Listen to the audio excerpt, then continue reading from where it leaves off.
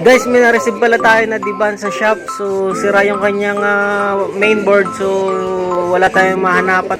So, wala tayong makuhang mainboard. So, ito, kinonvert natin sa universal board. At yung board niya naman, universal board din naman. Yan po, yung kanyang mainboard is galing pala yan sa Konka. Yan po ang diban. Tapos, yun nga po, as in, universal po yan. So, pwede siya ma-convert ng ibang board. So yun, gumagana na po. Ayan, ang kaigyan nito kasi yung kanyang diban, push button lang talaga. Ano lang, on, off, volume up and down. Wala siyang pindutan ng menu. Samantalang ito, meron po. Ayan po, ay both side din naman na walang kasamang both side din naman na hindi sila smart.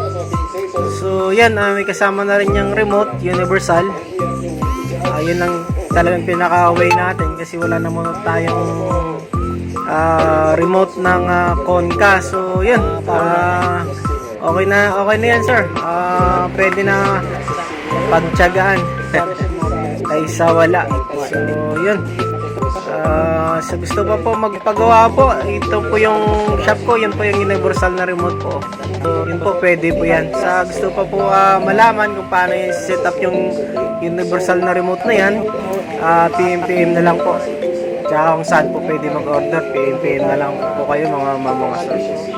So yun po, sa gusto pa po mag-home service, nag-home service tayo ng Calabarzon tsaka buong NCR. Yung ating shop po dito po sa Alapan 1B, Imus, Cavite. Along Alapan 1B lang po, or along Alapan Road.